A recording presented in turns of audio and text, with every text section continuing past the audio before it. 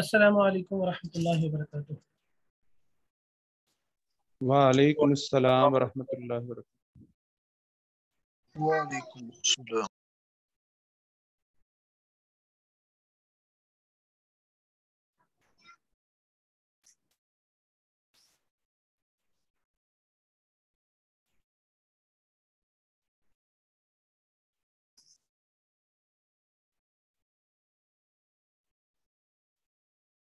जी हजरात खैरियत से हैं?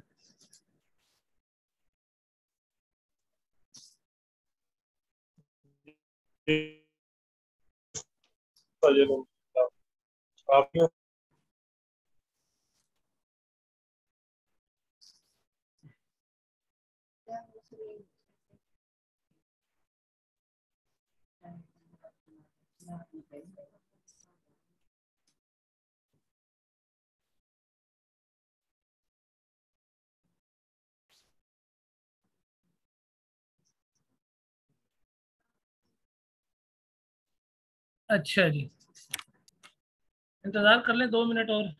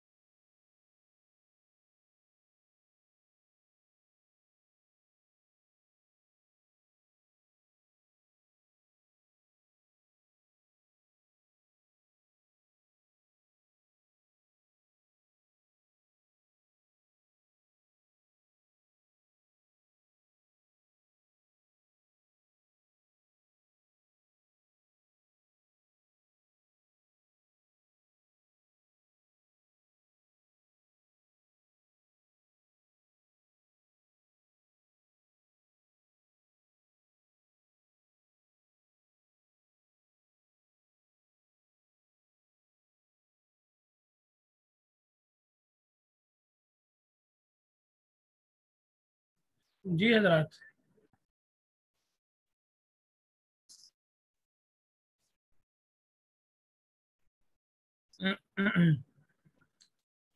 फस्लुन अल-मफ़ऊल मुतलक। मंसूबात की बात चल रही है, तो मंसूबात के अंदर सबसे पहले मफ़ऊलात आते हैं। ठीक है, मफ़ऊलात के अंदर सबसे पहले मुसन्निफ़ रहमतुल्लाह अलैह मफ़ऊल मुतलक को बयान कर रहे हैं। हर मफ़ऊल के लिए अलग-अलग फसल बांधेंगे, हर मंसूब के लिए अलग-अलग।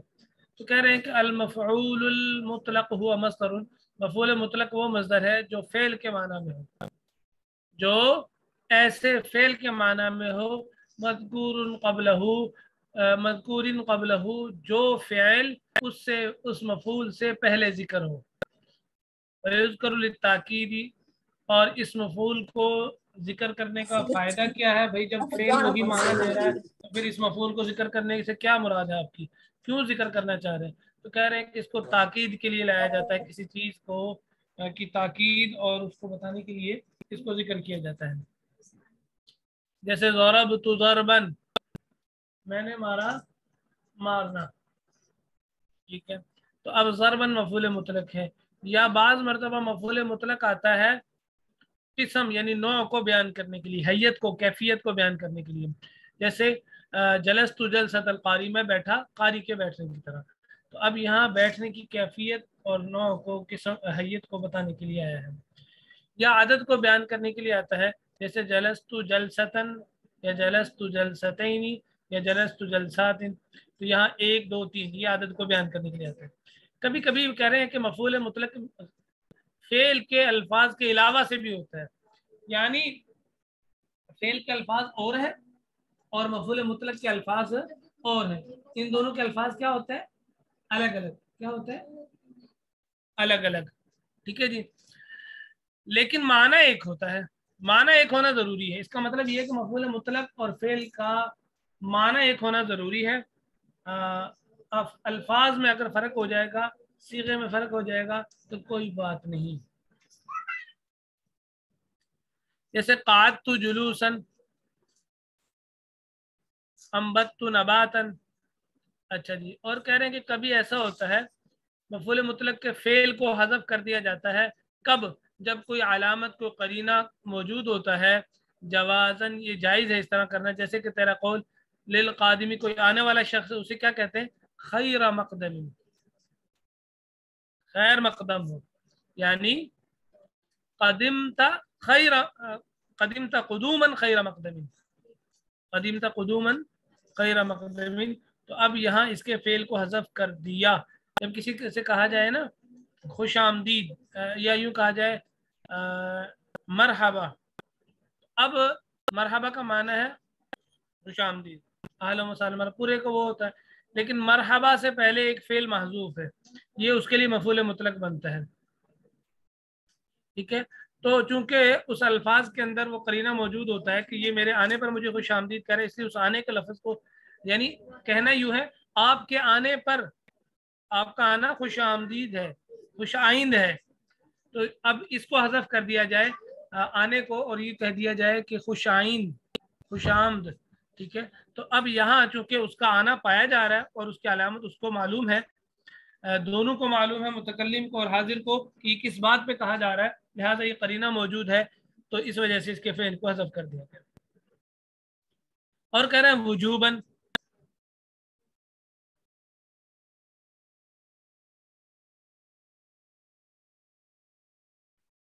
کبھی کبھی اس کے فعل کو حذف کرنا واجب ہے، لیکن یہ سماعی معاملہ ہے، سنا سنایا قاعدہ نہیں.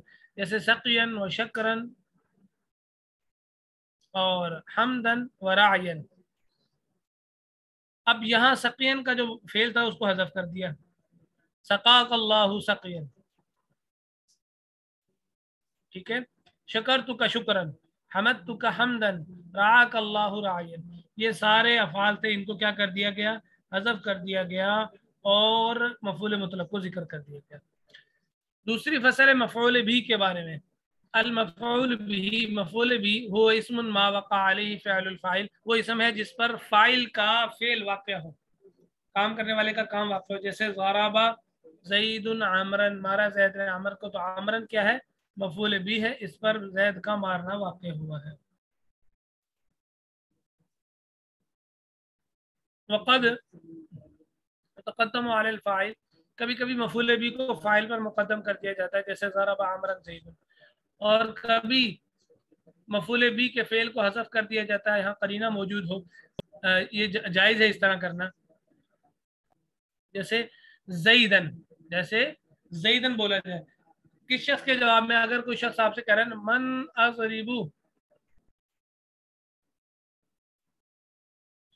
من، کس کو میں ماروں، کس کو میں ماروں، تو اس کے جواب میں اگر سننے والا کیا کہہ دے؟ زیدن، تو اتنا بھی کافی. حالانکہ اس کی اصل عبارت کیا تھی؟ اے ضریب زیدن، تو مار زید کو. وہ وجوباً، اور کبھی کبھی مفعول بھی کے فعل کو حذف کرنا واجب ہے، اور وہ 4 جگہ ہیں. پہلی جگہ سماعی ہے، یعنی قاعدے کے مطابق نہیں، بس عربوں سے سنا ہے. جیسے امرأن و نفسہ،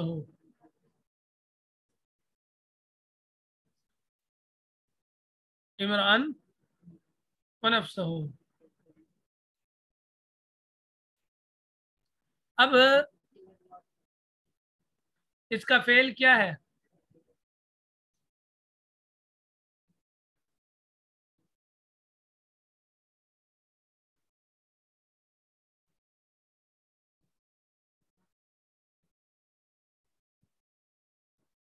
ایک منٹ کتاب شیئر کر دوں.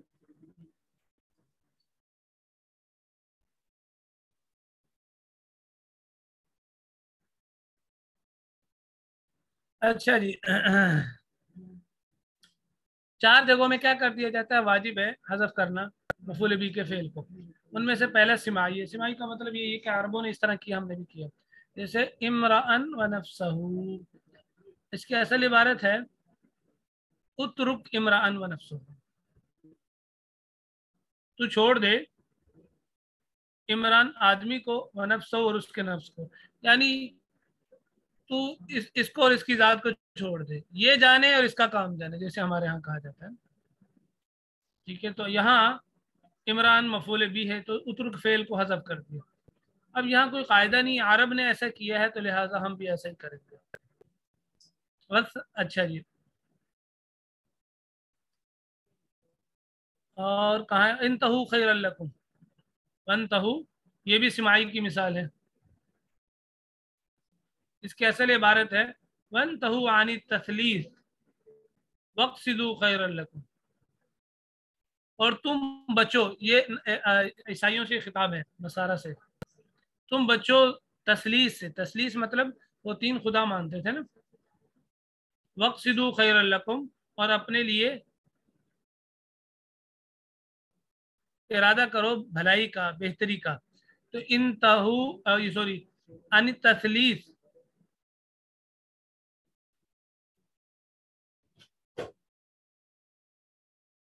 اب یہاں وقصدو جو تھا نا، وقصدو اس کو خیرن سے پہلے تھا، اس کو ہم نے حذف کر دیا. وقصدو خیرن سے پہلے تھا، اس کو ہم نے کیا کر دیا، حذف کر دیا. دیکھیں آگے وہ مثال آ گئی. اور تیسری مثال اہلن و سہلن، اس کا معنی ہے اتئی، اس کی اصل عبارت ہے اتیت اہلن و اتیت سہلن. اتیت اتا یاتی سے ہے آنا، اتیت اہلن، اہل کہتے ہیں گھر والوں کو، تو اتیت اہلن یعنی تو اپنے اہل میں آیا ہے، تو اپنے گھر والوں میں آیا ہے. وتیت سہلن، اور وتی، وتی اور وتی یہ اسی سے ہے، اس کا معنی ہے روندنا، اسی سے وتی ہے. سہلن کہتے ہیں نرم زمین کو، اور وتیت سہلن، اور تو نے نرم زمین کو روندا ہے. تو جیسے ہمارے یہاں خوش آمدید کہا جاتا ہے، اس طرح عرب اس کو استعمال کرتے تھے کسی کو خوش آمدید کہنے کے لیے. تو اتیتا اور وتیتا ان دونوں کو حذف کر دیا، مفعول بھی کو صرف ذکر کر دیا. مفعول بھی تھے ان کا باقی قیاسیت، اور باقی جو تین جگہ ہیں جہاں مفعول بھی کے فعل کو حذف کرنا واجب ہے، وہ تین جگہ قیاسی ہیں، یعنی قاعدے والی ہیں. ان میں سے دوسری جگہ کیا ہے، تحذیر. کیا ہے، تحذیر. تحذیر کا معنی ہے ڈرانا.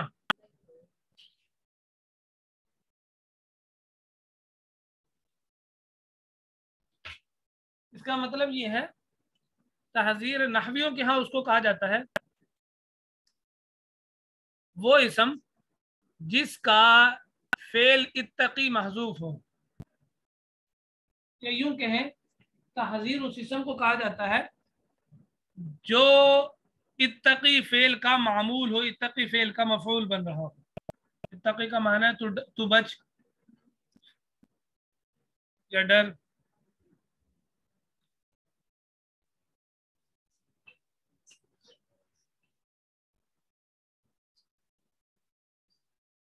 ضروری نہیں ہے صرف اتقی ہو، لیکن یہ ایک تعریف بتائی انہوں نے، اس کے ہم معنی بھی ہوتے ہیں. اچھا، مثال کیا دی ہے مصنف نے، ایاک والاسد.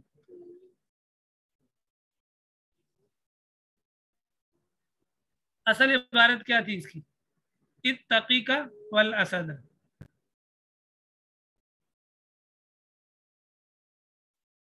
اس کا اصل ترجمہ یہ، تو بچا اپنے آپ کو اور شیر کو، یعنی خود کو شیر سے بچا اور شیر کو خود سے بچا. تو اتقی جو فعل تھا اس کو کیا کر دیا، حذف کر دیا قلت کی وجہ سے. جیسے مثال کے طور پہ اگر کسی کے قریب پیچھے یا پاس شیر پہنچ گیا تو یہ تو نہیں کہا جائے گا، وقت کی قلت سمجھا رہا ہوں میں آپ کو.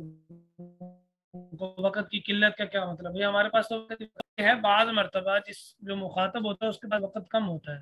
اب اگر یوں کہا جائے اسے تمہارے پیچھے شیر ہے، تو اتنی بات کو بار بار دہرانا، یہ اتنی بات کو کہنے میں وقت لگے گا، تو اس لیے جلدی میں کیا کہہ دیا جاتا ہے، شیر شیر شیر. ٹھیک ہے، جیسے چور کو پکڑتے ہیں تو چور چور کہتے ہیں نا، یہ نہیں کہتے چور کو پکڑو چور کو پکڑو، اس طرح آواز نہیں. تو وقت کی قلت کی وجہ سے اور ایسا کر دیا جاتا ہے.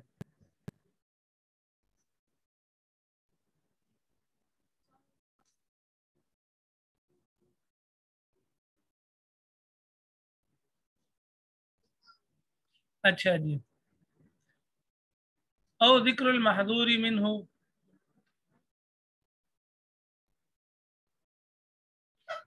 یا کس وجہ سے حذف کر دیا جاتا ہے؟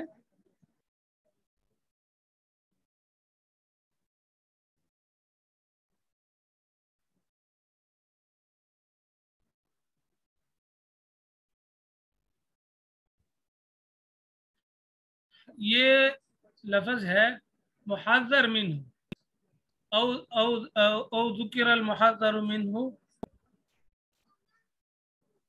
کیا لفظ لکھا ہوا ہے آگے؟ جی مقرر لکھا ہوا ہے، مقرر ہے نا؟ جی جی صحیح تکرار اچھا کیسے جی، کہہ رہے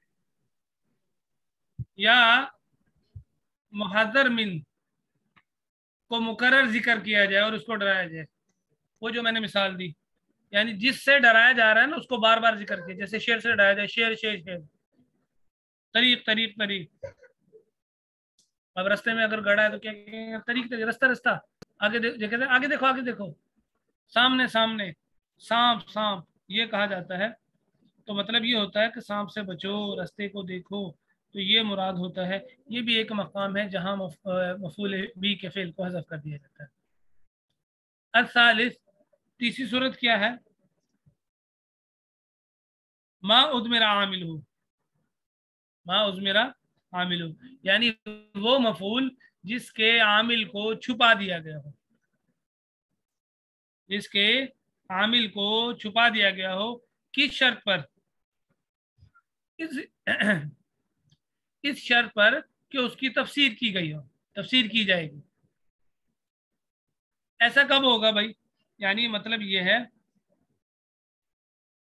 جہاں بات یہ بتا رہے ہیں، تیسری جگہ بتا رہے ہیں کہ وہ مفعولات جہاں مفعول بی کو حذف کرنا واجب ہے، ان میں تیسری جگہ کیا ہے؟ ما اضمر عاملہ علی شریطۃ التفسیر، دو چیزیں بتائی ہیں اس کے اندر، ما اضمر عاملہ اور دوسرا علی شریطۃ التفسیر۔ اب یہ ما اضمر عاملہ کون سا فعل ہوتا ہے؟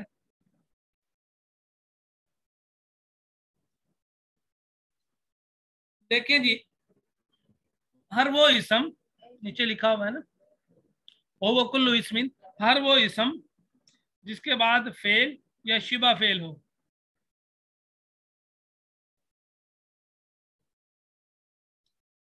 ہر وہ فعل یا شبہ فعل جس کے، ہر وہ اسم جس کے بعد فعل ہو یا شبہ فعل ہو،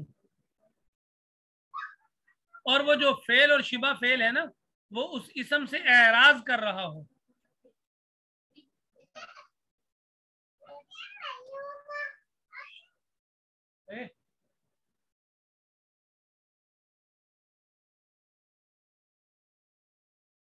آسان الفاظ میں عرض کرنے کی کوشش کرتا ہوں۔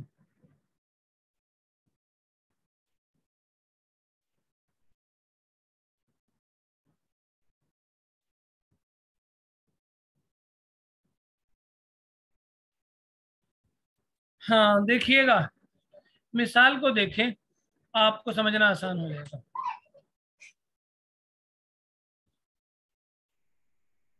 ایسا اسم جس سے پہلے، اور سے سنیے گا سارے ساتھی، ایسا اسم جس سے پہلے فعل ہو یا شبہ فعل ہو، اور وہ جو فعل اور شبہ فعل ہے نا اس کے اور اسم کے درمیان میں کوئی ضمیر بھی ہو، وہ جو فعل اور شبہ فعل ہے وہ اس ضمیر میں عمل کرے اور اس اسم سے اعراض کرے، یعنی اس میں عمل نہ کرے، اس میں عمل نہ کرے۔ سمجھ آگی بات؟ اور وہ اسم جس کے بعد فعل ہے۔ اب یہ دیکھیے گا، یہ ہاتھ کا ایرو دیکھیے، زیدن ضربتہ، زیدن ضربتہ، اب یہاں زیدن ما اضمر عاملہ والا اسم ہے، اب یہاں زیدن اسم ہے، اس کے بعد فعل ہے یا نہیں ہے؟ فعل ضربتہ، جی صحیح ہے، فعل موجود ہے نا؟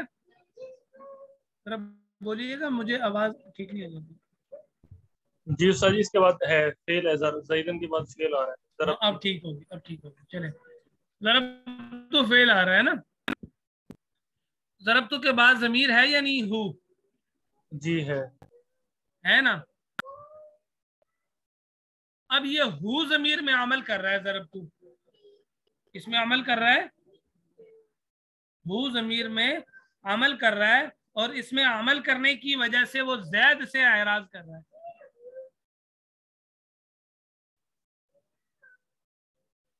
اچھا، اور اب اگر اس اسم کو، اس فعل کو اس اسم پر مسلط کر دیں ہم، کیا مطلب کہ فعل کو پہلے لے آئے اور زیدن کو بعد میں لے آئے، ضربت زیدن کہہ دیں اگر، تو بتائیں یہ فعل اس میں عمل کرے گا یا نہیں کرے گا؟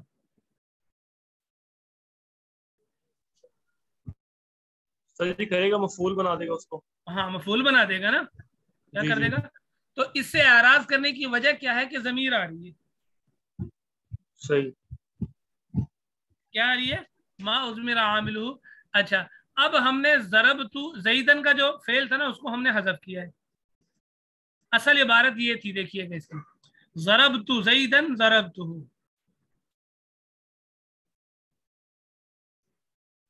ٹھیک ہے، اب یہاں ضربت زیدن ضربتہ، یعنی زیدن سے پہلے بھی ایک ضربت موجود ہے، تو اگر اس کو ہم نے کیا کر دیا، وہ اس کا فعل تھا اس کو ہم نے حذف کر دیا.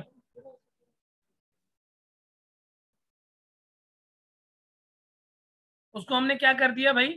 حذف کر دیا، اور زیدن کو نصب دے کے چھوڑ دیا. نصب سے پتہ چل رہا ہے کہ اس کا کوئی فعل محذوف ہے تبھی اس پر نصب آیا، ورنہ ابتدا کلام کے شروع میں جو ہوتا ہے اس پر تو رفع آتا ہے. کیا آتا ہے؟ رفع آتا ہے. اس پر نصب آ رہا ہے تو یہ علامت ہے، یہ قرینہ اس بات کی کہ یہاں اس کا فعل محذوف ہے. حذف کیوں کیا؟ اب یہ سوال ہو گیا. بھائی دیکھیں، ایک ہوتا ہے مفسر، ایک ہوتا ہے مفسر. ایک مفسر جس کی تفسیر کی جا رہی ہے، مفسر تفسیر کرنے والا.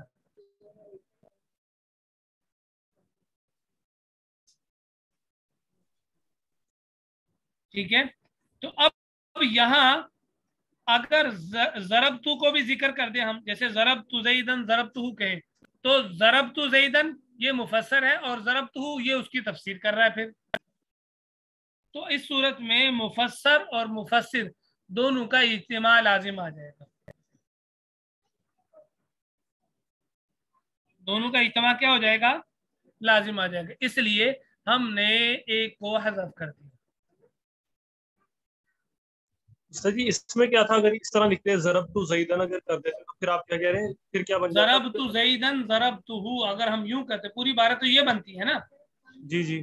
تو ضربت زیدن یہ مفسر ہے، تفسیر کر رہا ہے ضربتہ کی. تو جب اچھا، اب یہاں مفسر اور مفسر جس کی تفسیر کر رہا ہے اور جو تفسیر کر رہا ہے دونوں جمع ہو جاتے ہیں، یہ جائز نہیں ہے.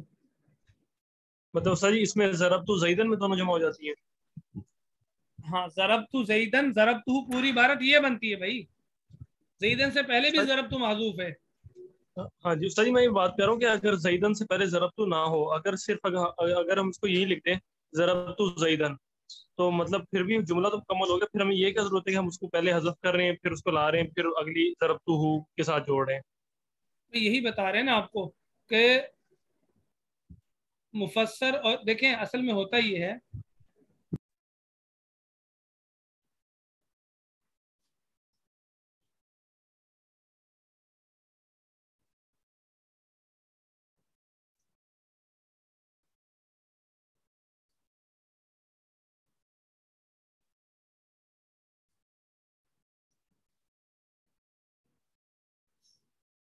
اصل میں ہوتا یہ ہے کہ بعض جگہ کلام کو ذکر کیا جاتا ہے،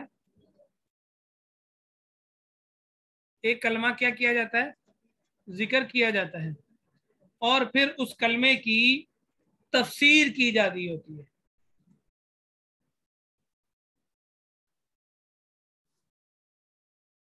کیا کی جا رہی ہوتی ہے؟ تفسیر. تو ضربت زیدن یہ کہا، اس کی تفسیر ضربتہ نے کی. کس نے کی؟ ضربتہ نے. تو جو ضربتہ ہے وہ مفسر ہے، یعنی جس کی تفسیر کی جا رہی ہے، اور ضربتہ یہ تفسیر ہے. تو مفسر اور مفسر تو ہوتا ہے، یہ تو کلام کے اندر ہوتا ہی ہے. بعض مرتبہ بات پہلی مرتبہ میں نہیں سمجھ آتی تو دوسری مرتبہ کلام کو لا کر اس بات کو سمجھا دیا جاتا ہے، تفسیر کر دی جاتی ہے. صحیح سمجھ آ گئی بات. لیکن جی جی ضربت ہو اس میں مفسر ہے، یعنی جو تفسیر کر رہا ہے پیچھے والے کی، وہ زیدن. ہاں جی بالکل. صحیح. تو پہلا جو فعل ہے وہ مفسر ہے جس کی تفسیر کی جا رہی ہے، دوسرا فعل تفسیر ہے. تو ہم نے مفسر کو حذف کر دیا اور تفسیر کو ذکر کر دیا، کیونکہ قاعدہ یہ ہے کہ دو فعل ہوں اور دونوں میں سے ایک مفسر ہو ایک تفسیر ہو تو دونوں کا اجتماع ناجائز ہے. لہذا فعل اول کو حذف کر دیا صحیح اور حذف کرنا واجب ہے تاکہ ہم تفسیر کو ذکر کر سکیں. سمجھ آ گئی بات؟ اب ترجمہ سنیے گا. جی جی صحیح. ما عزمر، تیسری قسم وہ ہے ما عزمر عامل علی شریط تفسیر. یہ ایک نام یہ پورا وہ اسم جس کا عامل تفسیر کی شرط پر حذف کر دیا گیا ہو. دیکھیں زیدن کا عامل ضربت کو حذف کر دیا کیونکہ اس کی تفسیر آگے آ گئی ہے.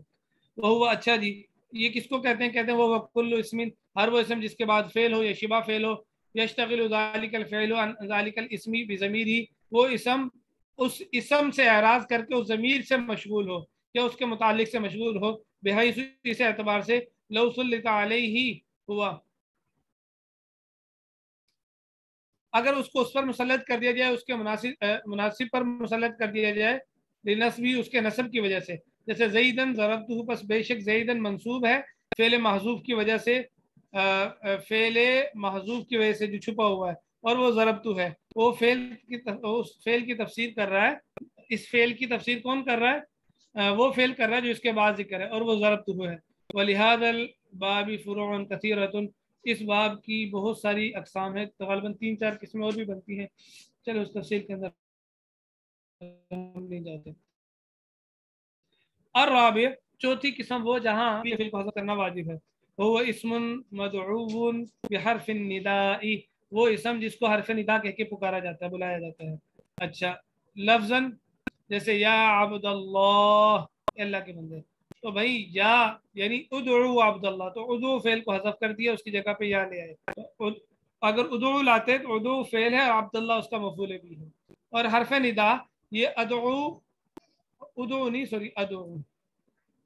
اچھا اور جو حرف ندا ہے یہ ادعو فعل کے قائم مقام ہے، اور حروف ندا 5 ہیں، یا ایا حیا ای حمزہ مفتوحہ. اور کبھی حرف ندا کو حذف کر دیا جاتا ہے لفظ، جیسے قرآن پاک میں کہتے ہیں یوسف عارض عن ھذا، اصل عبارت کیا تھی؟ یا یوسف عارض عن ھذا. وعلم، اور تو جان لے کہ منادہ کی کئی قسمیں ہیں. فإن كان مفردا، ہم نے پڑھی تھی نا کہاں اس کو نصب دیں گے، کون سی قسم کو نصب دیں گے، کون سی قسم کو رفع دیں گے. کہہ رہے ہیں کہ فإن كان مفردا معرفتا، اگر وہ مفرد معرفہ ہو تو اس کو علامت رفع پر مبنی کیا جائے گا، یعنی اس پر رفع آئے گا اور وہ رفع پر پکا رہے گا، جیسے یا زید ہم نے پڑھا تھا وہاں. ٹھیک ہے. اچھا یا رجل، یا زیدان، یا زیدون. اور ویخفف بلام الاستغاثۃ، ویخفض ہے نا،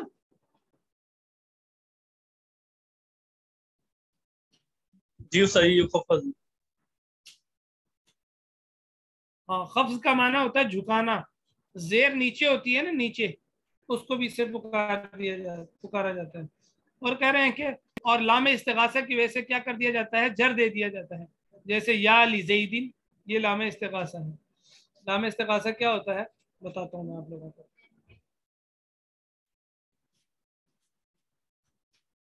کہاں چلے گئے؟ اچھا جی، اور آگے وہی افتحو بالحاق الفیہ، اور کبھی کبھی منادہ کو الف کو لاحق کرنے کے ساتھ الف کو ملانے کی وجہ سے فتح دے دیا جاتا ہے، جیسے یا زیداہو، یا زیداہو. اچھا جی.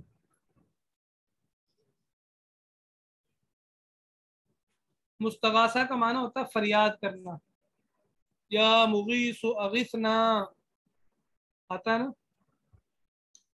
تو یہ جو لام اور الف ان دو کے ذریعے منادہ کو بعض دفعہ استغاثہ بنایا جاتا ہے، یعنی وہ کلمہ ایسا ہو جاتا ہے کہ اس سے سننے والے کو یہ معلوم ہوتا ہے کہ یہ صرف پکار نہیں رہا بلکہ پکار کے فریاد کر رہا ہے.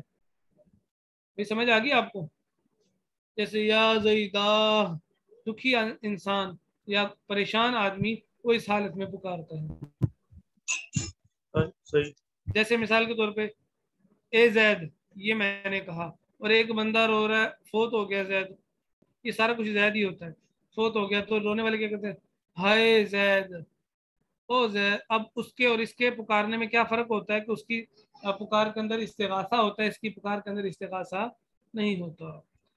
اور منادہ کو نصب دے دیا جاتا ہے اگر وہ مضاف ہو، جیسے یا عبداللہ، یا مشابہ مضاف ہو جیسے یا طالعا جبلا، یہ آپ لوگوں نے پڑھ لیا.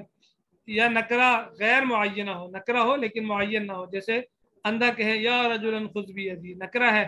اگر اندھا نہ کہے، دیکھنے والا کہے گا تو پھر یہ منادہ غیر معین نہیں ہوگا، بلکہ یہ جو منادہ ہے وہ نکرہ، رجل تو نکرہ ہے نا، یہ نکرہ تو ہوگا لیکن غیر معین نہیں ہوگا بلکہ معین ہوگا. فَإِنْ كَانَ مُعَرَّفًا بِاللَّامِ، اور اگر منادہ معرف باللام ہو، قیلا کہا کہ یا ایھا الرجل و یا ایھا المرأة. ٹھیک ہے جی. وَيَجُوزُ ترقیم المنادى وهو حذف فی آخری للتخفیف، اور کہہ رہے ہیں کہ منادہ کو کے اندر ترخیم کرنا بھی جائز ہے. ترخیم کسے کہتے ہیں؟ مختصر کرنا. وہ آگے بتا بھی دیا مصنف نے. ترخیم کہتے ہیں منادہ کے آخر میں تخفیف کے لیے کسی چیز کو حذف کر دینا. جیسے تو کہے فی مالک، اپنے مال کے بارے میں، یا مال، یا مال. تو اصل عبارت کیا تھی بھائی؟ یہ بتائیں کیا تھی اصل عبارت؟ اللہ کے بندے کیا تھی اصل عبارت؟ اپنے مال کے بارے میں مصنف نے شروع میں بتا بھی دیا. تو ترخیم کی کا جو لغوی معنی ہے نا وہ ہے نرم اور آسان کر دینا. یہ اصطلاحی تعریف سے میں نے بتا دی. اور بھائی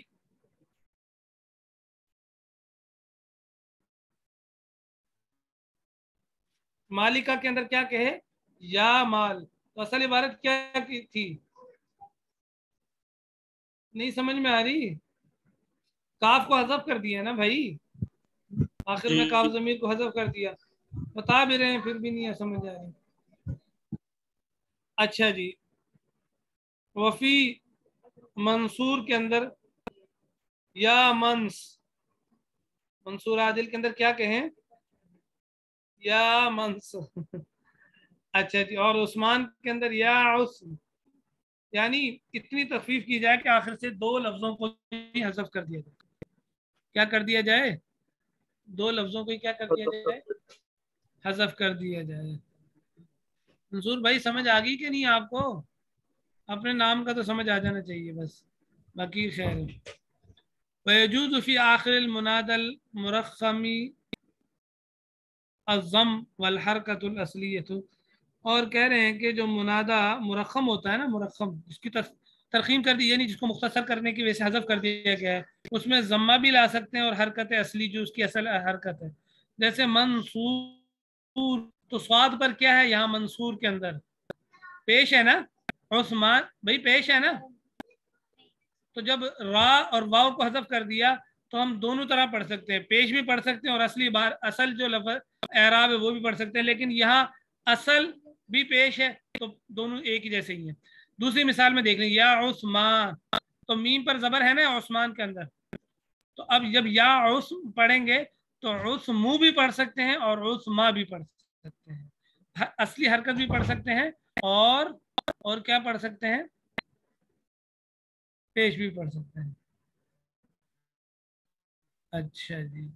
اور کما تقول، جیسے تو کہے یا حارثو کے اندر حاری، را کے نیچے کیا ہے؟ زیر ہے یا نہیں ہے؟ تو جب ہم نے صاحب کو حذف کر دیا تو یا حاری بھی کہہ سکتے ہیں یا حارو بھی کہہ سکتے ہیں.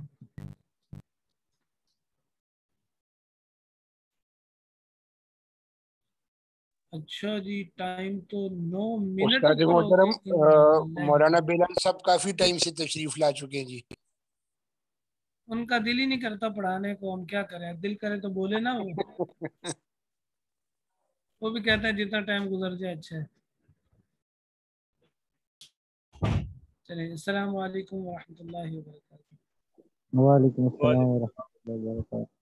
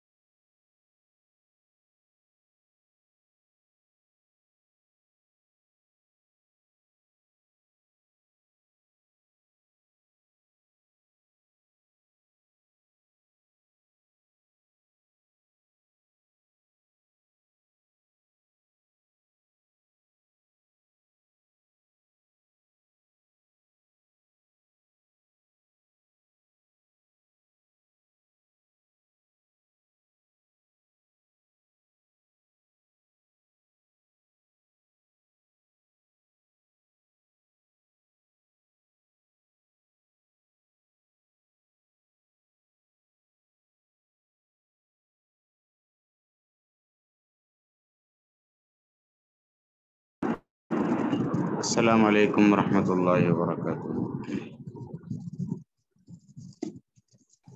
وعلیکم السلام ورحمۃ اللہ وبرکاتہ.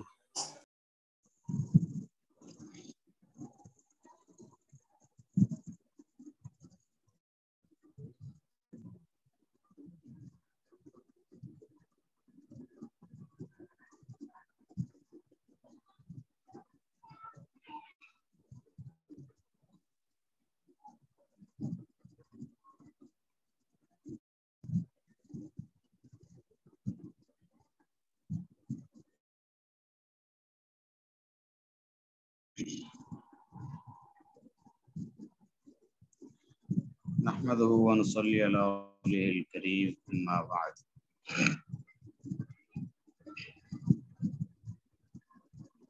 حدیث مبارکہ کا ترجمہ ہو رہا.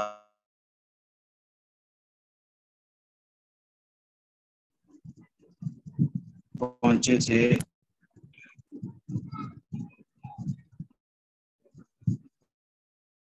بارے میں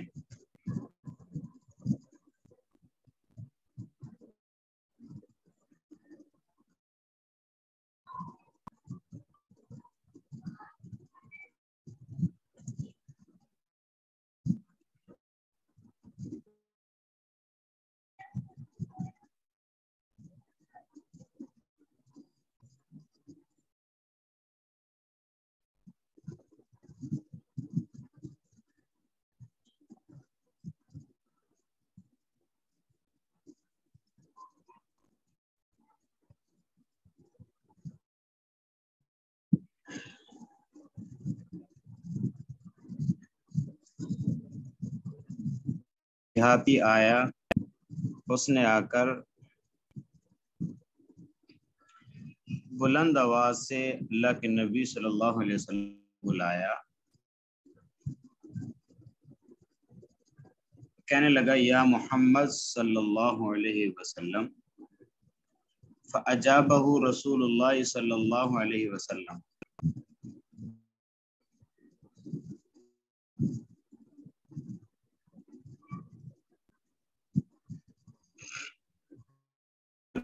صلی اللہ علیہ وسلم نے ان کو جواب دیا نحواً من صوتہ، اس جیسی آواز سے، یعنی آپ نے بھی بلند آواز سے جواب دیا۔ وسلم نے فرمایا ہا امو،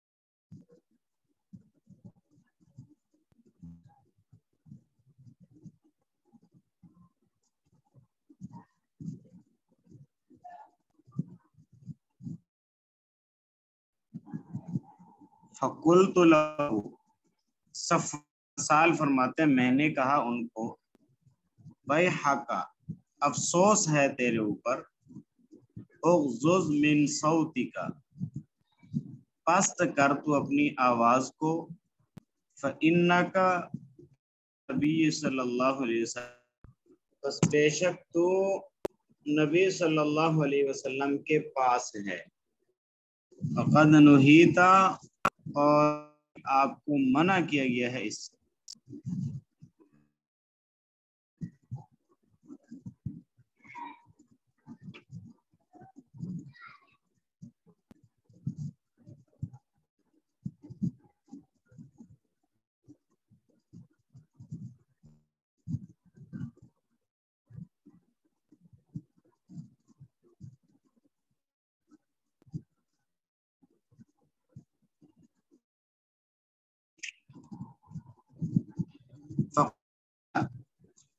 کہنے لگا واللہ، اللہ کی قسم،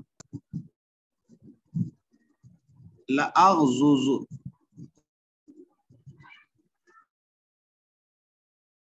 میں اپنے پاس نہیں کروں گا، الاعرابی، دیہاتی نے کہا،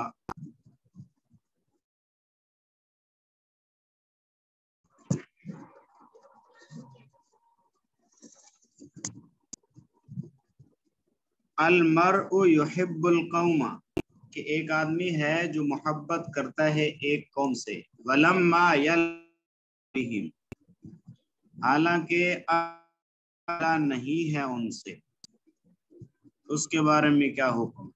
قال النبی صلی اللہ علیہ وسلم، فرمایا اللہ کے نبی صلی اللہ علیہ وسلم نے، المرء مع من احب یوم القیامہ،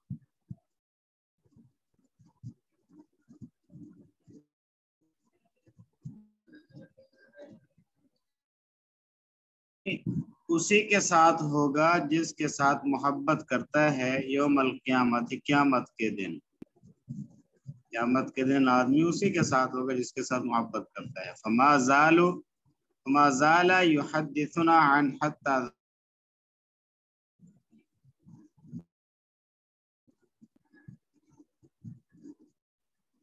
ہمیشہ حدیث بیان کرتے رہے ہم کو،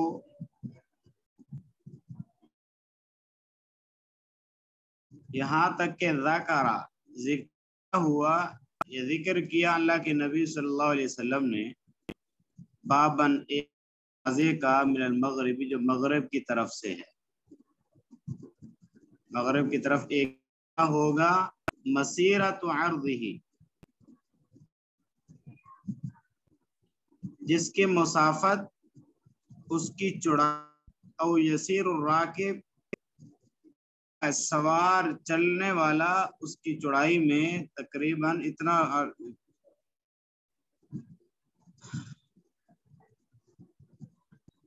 فاصلہ ہے، 40 او 70 عامن، 40 سال یا سال کا فاصلہ ہے، اتنا لمبا دروازہ ہے مغرب کی طرف۔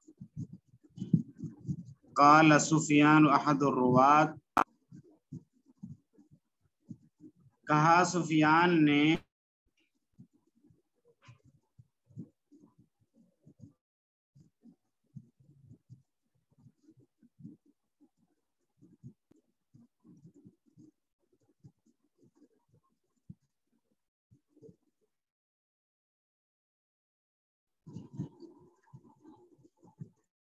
شامی خلقہ اللہ تعالی،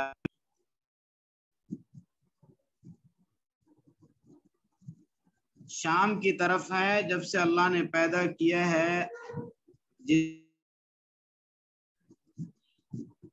پیدا کیا آسمان اور زمین کو، مفتوحا للتوبہ کے، وہ دروازہ کھلا توبہ کے لیے، یغلق تطلع الشمس منہ، یہاں تک کہ طلوع ہوگا سورج اس سے۔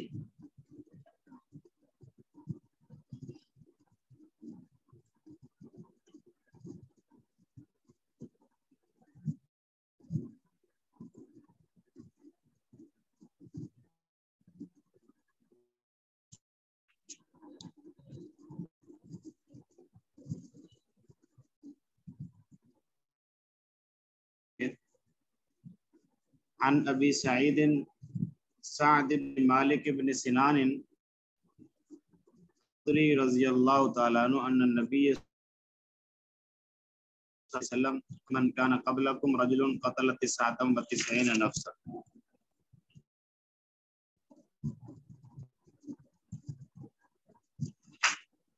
حضرت ابو سعید خدری رضی اللہ تعالیٰ عنہ سے روایت ہے، وہ فرماتے ہیں اللہ کے نبی صلی اللہ علیہ وسلم فرمایا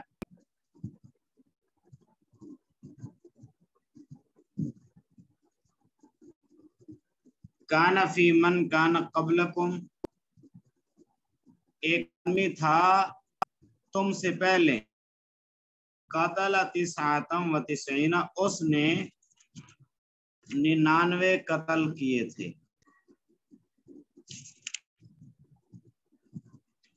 فسأل عن اعلم اہل الارض، اس نے پوچھنا چاہا اہل علم سے جو زمین پر رہتے تھے، فدلہ، اس کی رہنمائی ایک راہب پر، فاتاہ، وہ آدمی جس نے 99 قتل وہ آیا اس راہب کے پاس، آ کر کہنے لگا، فقال، کہنے لگا، انہو قتل 99 نفسا، شک اس نے قتل کر دی ہے 99۔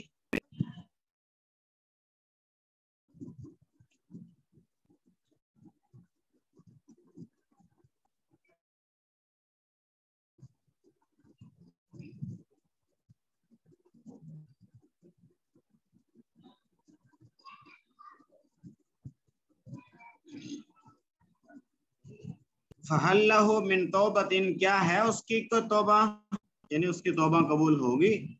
فقال لا، اس راہب نے کہا نہیں، آپ کی توبہ قبول نہیں ہوگی۔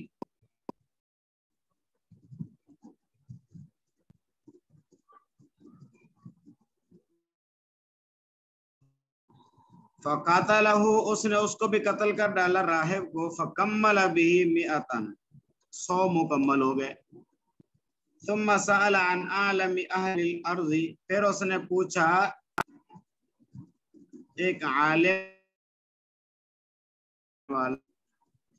فدل علی رجل عالم، اس کی رہنمائی کر دی گئی، ایک فلاں جگہ ایک عالم آدمی رہتا ہے، اس کے پاس چلے جاؤ۔ فقال، پھر اس نے جا کر اس کو کہا، انہو قاتل 100 نفس، کہ بے شک اس نے قتل کیا 100 قتل، کیا اس کی توبہ قبول ہوگی؟ اس عالم نے کہا جی ہاں، توبہ قبول ہوگی۔ وَمَن يَحُولُ بَيْنَهُ وَبَيْنَ تَوْبَتِهِ، کون ہے توبہ نہیں ہو سکتی، رکاوٹ نہیں بن سکتی۔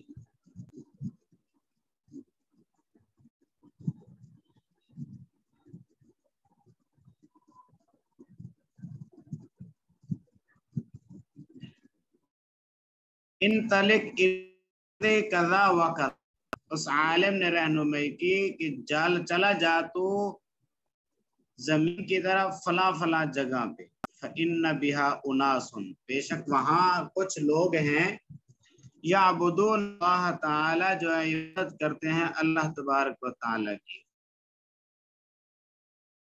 اعبد اللہ، تو بھی جا ساتھ، ولا ترجع الی ارضک، واپس نہ لوٹنا کی طرف، فإنها ارض سوء، اس لیے کہ یہ زمین برے لوگوں کی زمین ہے. فانطلق وہاں سے چل پڑ حتی اذا نصف الطریق یہاں تک کہ جب وہ پہنچا راستہ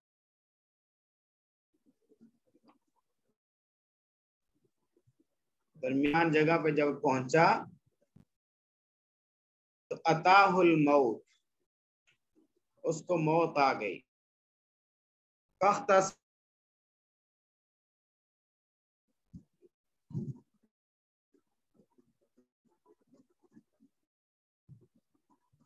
جھگڑا کرنے لگے اس آدمی کے فرشتے و ملائکۃ العذاب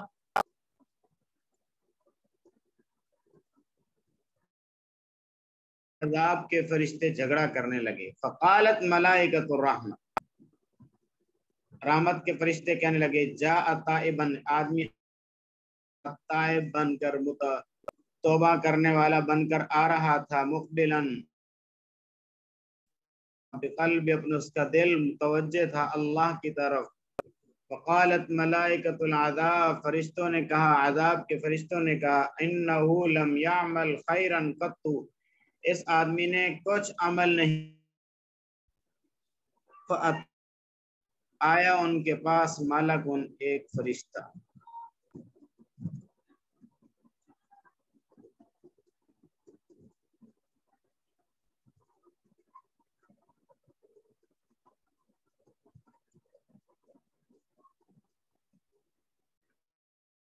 فی صورت آدمی آدمی کی شکل میں آیا. فجعلوہ بینہم آدمی شروع ہو گیا فرشتوں کے درمیان یعنی حاکمن فیصلہ کرنے کے لیے آ گیا.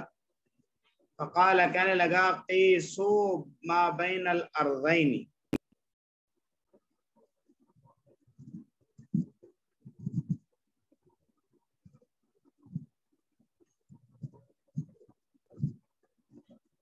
تم ناپ لو زمین کو دونوں زمینوں کو ناپ لو پیمائش کر لو. فإلی ایتہما ان میں سے جس کی طرف ادنا زیادہ قریب ہے فولہ یہ آدمی اسی کا ہے. فقاسوا انہوں نے زمین کو ناپا پیمائش کی. ادنا الی الارض التی انہوں نے پایا اس کو اس زمین کے قریب ارادہ کہ جس کا ارادہ کر رہے تھے.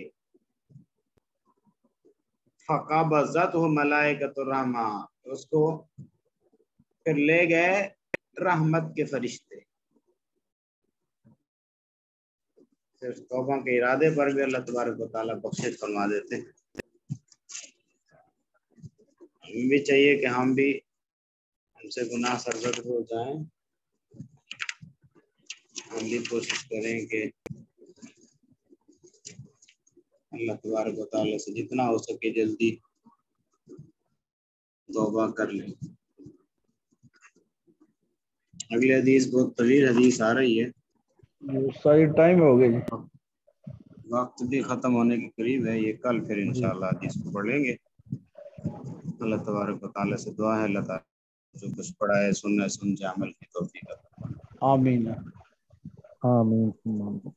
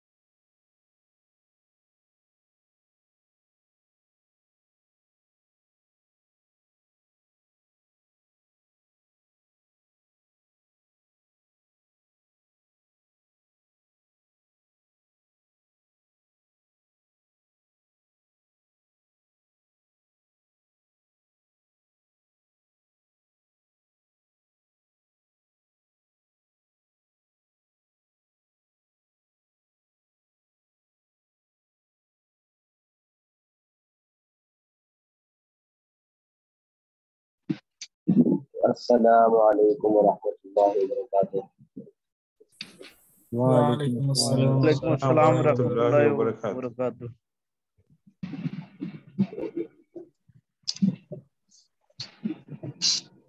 ماشاء اللہ جی، آج تو پہلے سے کتابیں کھول کے بتائیں گے۔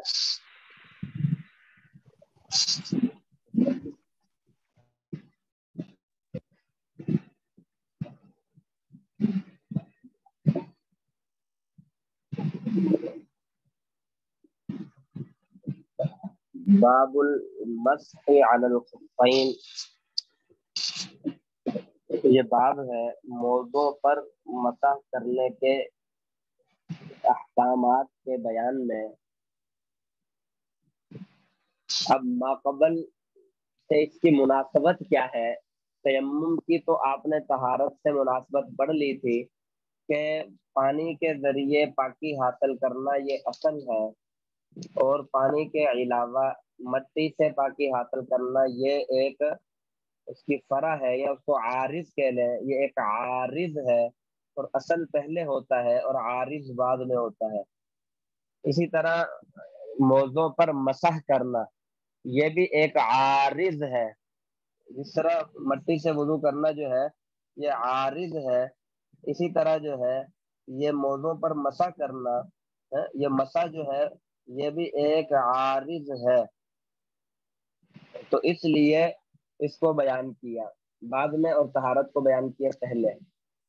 پھر کوئی آدمی یہ سوال نہ کر لے کہ چلے دونوں عارض ہے، تیمم بھی عارض ہے اور مسح بھی عارض ہے، تو پھر ان دونوں میں سے تیمم کو کیوں مقدم کیا اور موضوع پر مسح کرنے کو کیوں مؤخر کیا؟ موضوع پر مسح کرنا اس کو پہلے لے آتے، تیمم کو بعد میں لے آتے، تو پھر اس کا جواب جو ہے وہ یہ دیا جائے گا کہ تیمم کا ثبوت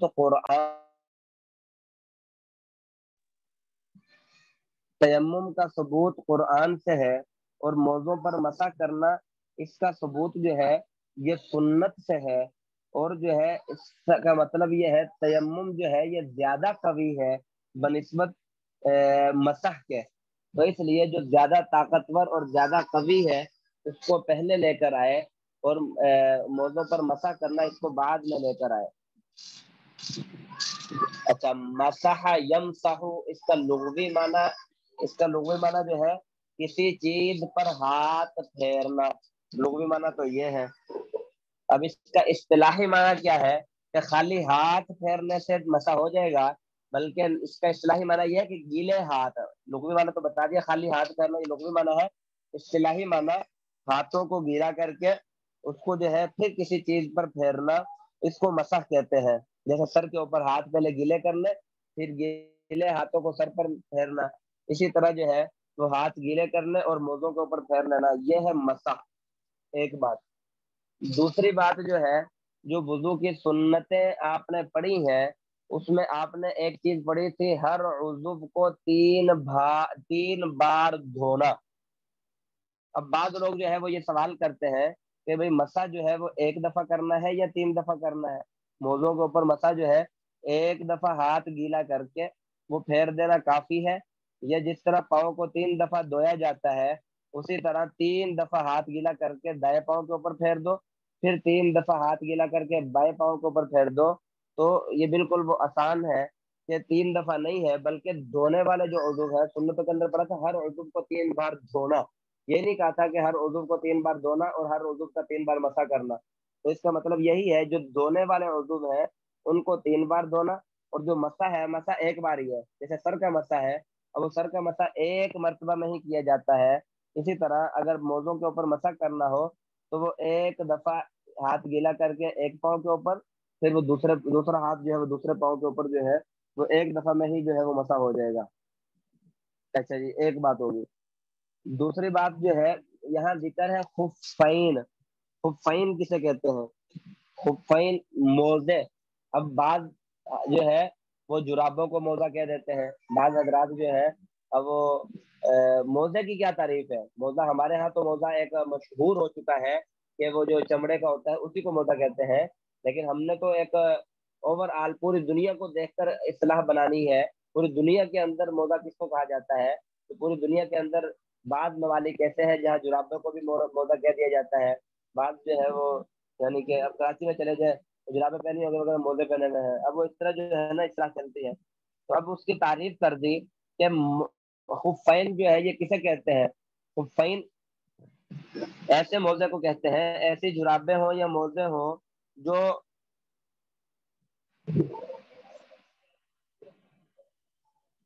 بالکل جو ہے وہ چمڑے کی ہو۔ خفین اس جرابوں کو یا اس موزے کو کہتے ہیں جو چمڑے کی ہو، جس میں کوئی سوتی دھاگا وغیرہ یا کوئی اس طرح کی چیز جو ہے وہ استعمال نہ ہوئی ہو، جو چمڑے کی ہو، یہ خفین کی تعریف ہے۔ اور پھر موزے کے اوپر مسح کرنے کا ثبوت کہاں سے ملتا ہے؟ یہ کہاں سے ثابت ہے؟ قرآن سے تو ثابت نہیں ہے، تو پھر کہاں سے ثابت ہے؟ یہ احادیث سے ثابت ہے، کثرت کے ساتھ احادیث ہے اس کے اوپر، موضوع کے اوپر مسح کرنے کے بارے میں بے شمار جو ہے وہ احادیث ہے، تو اس لیے یہ احادیث سے ثابت ہے۔ اچھا جی،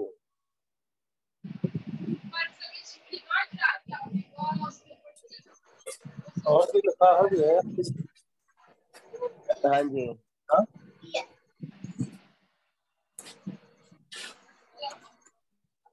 سمجھ نہیں آ رہی۔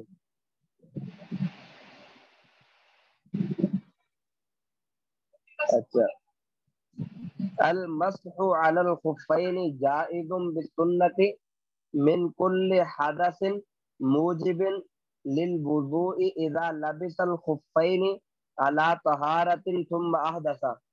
مسح على الخفين موضوع پر جائز جائز ہے، کہاں سے ثابت ہے؟ بالسنت، سنت سے ثابت ہے۔ اب یہ بالسنت کی قید لگا کر بعض لوگوں کے قول کو خارج کر دیا۔ بعض لوگ یہ کہتے ہیں کہ یہ قرآن سے ثابت ہے، بعض لوگ کیا فرماتے ہیں کہ یہ قرآن سے ثابت ہے، یہ سنت سے نہیں بلکہ قرآن سے ثابت ہے۔ اب بھائی قرآن سے اگر ثابت ہے تو قرآن تو آج کل بچہ بچہ حافظ ہے، قرآن سے تو ہم نے تو کبھی نہیں پڑھا قرآن میں ثابت ہے، تو وہ پھر قرآن سے کہاں سے دلیل دیتے ہیں؟ تو ان کی دلیل سے آپ سمجھیے گا کہ قرآن میں وہ کہاں سے دلیل دیتے ہیں۔ وہ دلیل دیتے ہیں، یہ جو وضو کی دلیل قرآن کی آیت پڑھی تھی آپ نے، فَاغْسِلُوا وُجُوهَكُمْ وَأَيْدِيَكُمْ إِلَى الْمَرَافِقِ وَامْسَحُوا بِرُؤُوسِكُمْ وَأَرْجُلَكُمْ إِلَى الْكَعْبَيْنِ، یہ اس آیت کو وہ دلیل بیان کرتے ہیں۔ وہ اس آیت کو دلیل کیسے بیان کرتے ہیں؟ وہ یہ دلیل اس طرح سے بیان کرتے ہیں، وہ کہتے ہیں یہاں فَامْسَحُوا بِرُؤُوسِكُمْ فَاغْسِلُوا وُجُوهَكُمْ، اب وجوہ یہ مفعول بھی ہے، علم النحو کے ساتھ اگر آپ کو تھوڑی سی بھی مناسبت ہوئی تو انشاءاللہ سمجھ آئے گی۔ فَاغْسِلُوا یہ فعل ہے، وجوہ یہ فعل کا فاعل ہے، مفعول بھی ہے، فعل کا مفعول بھی ہے۔ فَاغْسِلُوا وُجُوهَكُمْ وَأَيْدِيَكُمْ یہ بھی فَاغْسِلُوا فعل کا مفعول بھی ہے، یعنی اپنے ہاتھوں کو دھو لو اور اپنے چہرے کو دھو لو۔ آگے پھر آگے وَامْسَحُوا بِرُؤُوسِكُمْ اور مسح کر لو بِرُؤُوسِكُمْ، اب یہاں رؤوسی ہے، رؤوسا تین کے اوپر زبر نہیں ہے کیونکہ یہ پیچھے فعل کا مفعول بھی نہیں ہے بلکہ یہ با حرف جار کے لیے مجرور ہے اور اس کا تعلق مسح کے ساتھ ہے، فَاغْسِلُوا کے ساتھ اس کا کوئی تعلق نہیں ہے۔ بِرُؤُوسِكُمْ کا تعلق جو ہے یہ فَاغْسِلُوا کے ساتھ بالکل بھی نہیں ہے، وَامْسَحُوا کے ساتھ تعلق ہے، یعنی کہ چہرے کا مسح کرنا ہے، چہرے کا اغسلوا دھونا نہیں ہے چہرے کو، تو اس لیے وَامْسَحُوا بھی با حرف جار آگئی، بِرُؤُوسِكُمْ آگے پھر وَأَرْجُلَكُمْ آ گیا۔ اب یہ ارجلکم نہیں ہے ہمارے نزدیک، یہ ارجلکم ہے۔ اب جب ارجلکم ہے تو یہ ارجلکم کا عطف پکی بات ہے، یا امسحوا کے اوپر تو پڑھ نہیں رہا، اس کا عطف جو ہے پیچھے اغسلوا کے اوپر پڑھ رہا ہے، اغسلوا ارجلکم دھو لو تم اپنے پاؤں کو، لیکن بعض حضرات جو ہے وہ اس کو ارجلکم کی بجائے ارجلیکم پڑھتے ہیں، یعنی جس طرح برؤوسی اسی طرح ارجلی مسح کر لو تم اپنے سروں کا، وارجلیکم اور اپنے پاؤں کا۔ اب وہ اس طرح اس کو ثابت کرتے ہیں کہ اپنے سروں کا مسح کر لو اور اپنے پاؤں کا مسح کر لو، تو ہمارے نزدیک یہ بالکل جو ہے جائز نہیں ہے، درست نہیں ہے، یہ آپ کا جو ہے تعویلات کرنا درست نہیں ہے، تو اس لیے یہاں سنت کی قید لگا دی، نص کی قید نہیں لگائی۔ یہ نہیں کہا کہ مسح قرآن سے ثابت ہے، بلکہ یہ فرما دیا کہ مسح جو ہے یہ احادیث سنت سے ثابت ہے۔ اچھا، پھر آگے فرما دیا من کل حدث موجب للوضوء، یہ مسح جو ہے یہ فرمایا کہ ہر ایسے حدث کے لیے جو موجب للوضوء، جو وضو کو واجب کرنے والا ہو۔ اس بات سے جو ہے مصنف رحمۃ اللہ علیہ نے غسل کو خارج کر دیا، یعنی کہ اگر کسی آدمی کو وضو کا تقاضا ہو اور اس نے موزے پہنے ہوئے ہیں تو وضو کی وجہ سے موزوں کے اوپر مسح کرنا جائز ہے، لیکن اگر کسی آدمی نے موزے پہنے ہوئے ہیں لیکن اس کو غسل کا تقاضا ہے، اب غسل کے تقاضے کی وجہ سے موزوں کے اوپر مسح کرنے کی بالکل بھی اجازت نہیں ہے، یہ مسئلہ ہے۔ یعنی کہ ایسا نہیں کر سکتا کہ سارے اب جو ہے وہ جسم کو دھو لے اور پاؤں کے اوپر موزے پہنے ہو تو وہ پاؤں کے اوپر غسل کا جو ہے وہ مسح کر لے، تو ایسی بات نہیں ہے، یہ غسل کے لیے مسح نہیں ہے، بلکہ یہ صرف اور صرف ہر اس حدث کے لیے جو وضو کو واجب کرنے والا ہے، ہر اس حدث کے لیے جو وضو کو واجب کرنے والا، نہ کہ غسل کو واجب کرنے والا ہے، تو یہ کیسے غسل کو نکال دیا۔ اذا لبس الخفین علی طہارۃ، تیسری شرط لگا دی، تیسری شرط یہ لگا دی کہ موزوں کے اوپر مسح کرنا صرف اور صرف اس وقت ہے جب اس نے وضو کر کے طہارت کے اوپر موزے پہنے ہوں، یعنی کہ غسل بھی تھا وضو بھی تھا، ایک دفعہ وضو کر لیا، وضو کرنے کے بعد پھر اس نے وضو ٹوٹنے سے پہلے موزے پہن لیے، اب اگر اس کا وضو ٹوٹتا ہے تو اب موزوں کے اوپر مسح ہے۔ اگر کسی نے جو ہے بغیر طہارت کے موزے پہن لیے، رات کو سو کے اٹھا ہے، ابھی صبح جو ہے وضو نہیں کیا، وضو کرنے سے پہلے پانی ٹھنڈا ہے تو یہ پانی سے بچنے کے لیے موزے پہن کے وضو کرنا چاہتا ہے اور موزوں کے اوپر مسح کر لیتا ہے، تو ایسا کرنے کی اجازت نہیں ہے۔ ہاں، اگر وہ پہلے سے اس نے وضو کر کے پھر موزے پہنے ہوئے تھے تو پھر جو ہے وضو ٹوٹ جاتا ہے تو پھر اس کو مسح کرنے کی اجازت ہے، یہ شرط ہے، تیسری شرط۔ اذا لبس الخفین، جب پہنے ہو موزے علی طہارت، طہارت پر، ثم احدث، پھر اس کو حدث لاحق ہو گیا، تو المسح، وہی مسئلہ ہے جائز، تو مسح کرنا جائز ہے۔ فإن كان مقیما، اب یہاں سے مسح کی جو ہے اس کی مدت کو بیان فرما دیا کہ مسح کی کتنی مدت ہے، جب ایک دفعہ مسح کر لیا تو اب یہ کتنی دیر تک مسح رہے گا، کتنے دن تک یہ مسح موضوع کے اوپر کر سکتا ہے، تو اس کو بیان فرما دیا۔ فإن كان مقیما، اگر وہ مقیم ہے تو مسح یوما، مسح کرے وہ ایک دن، ولیلۃ، اور ایک رات۔ وإن كان مسافرا، اگر وہ مسافر ہے تو مسح ثلاثۃ ایام، تو مسح کرے وہ 3 دن تک، اور ولیالیھا، اور 3 راتوں تک۔ اب یہ جو ہے اس کی مدت کو بیان کرتے ہیں، مقیم کے لیے 1 دن اور مسافر کے لیے جو ہے وہ 3 دن، لیکن یہ بات ذہن میں رکھنی چاہیے کہ یہ 3 دن موزے پہننے سے جو ہے وہ شمار نہیں ہو گئے۔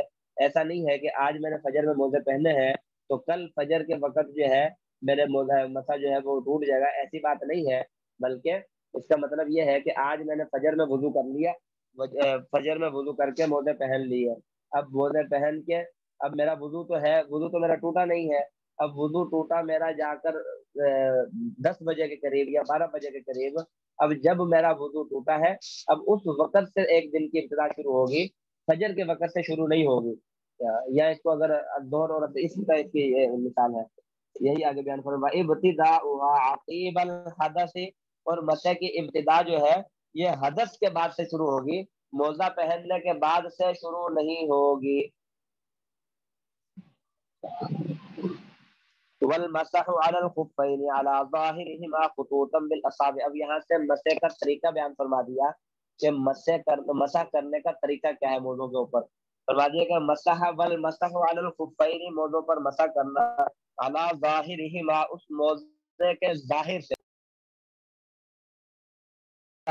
ظاہر سے مراد اوپر والا حصہ، نہ کہ نیچے والا حصہ۔ عقل تو یہ کہتی ہے کہ موزے نیچے سے گندے ہوتے ہیں، نیچے سے مسح کرنا چاہیے، لیکن شریعت نے یہ ظاہر کی قید لگا دی۔ ظاہر کی قید لگانے کا مطلب یہ ہے کہ موضوع کا ظاہر جو نظر آ رہا ہے، فرنٹ سائڈ، اوپر والی سائڈ، اسی کے اوپر مسح کرنا ہے، نیچے مسح نہیں کرنا، ایک بات۔ دوسری بات، خطوطا بالاصابع، اپنی انگلیوں کے ساتھ، جمع کے صیغہ لے کر آ گئے، اصابع، ایک اسبوع، ایک یعنی کہ اس کو ایک انگلی کو کہتے ہیں، لیکن یہاں جو ہے وہ اصابع جمع کی قید لگا دی، اور جمع آپ کو معلوم ہے کہ 3 پر بولی جاتی ہے، تو مراد 3 انگلیاں ہیں. 2 انگلیوں سے اگر کوئی مسا کرتا ہے تو وہ مسا نہیں ہوگا. 3 انگلیاں، کم از کم 3 انگلیاں. اس کی آگے وضاحت بھی کی ہوئی ہے کہ بالاصابع اپنی انگلیوں کے ساتھ خطوطاً خط کھینچے، جس طرح لکیر لگاتا ہے اس طرح لکیر لگائے. کہاں سے لکیر لگانی ہے؟ یبتدأ اس لکیر لگانے کی، اس خط کھینچنے کی ابتدا کرے من الاصابع پاؤں کی انگلیوں کی طرف سے. پاؤں کی جو انگلیاں ہیں اس کی طرف سے ابتدا کرے. اور کس طرف کرنا ہے؟ الی الساق، پاؤں کے گھٹنے کی طرف یا اس کی طرف جو ہے پنڈلیوں کی طرف. ساق میں سے پنڈلی کو کہتے ہیں. پنڈلی کی طرف جو ہے وہ پورے جو ہے وہ لکیر کھینچ کر لے جائے.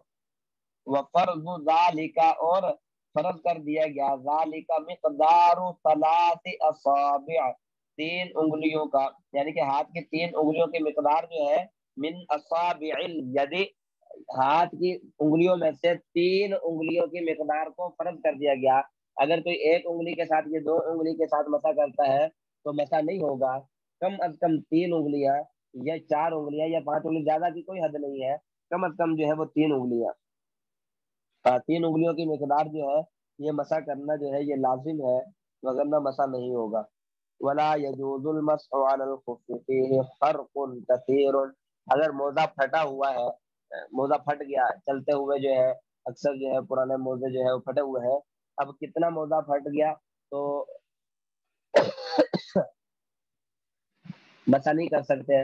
کتنا موزہ پھٹا ہے تو مسا کر سکتے ہیں. اب اس کی تفصیل آ رہی ہے.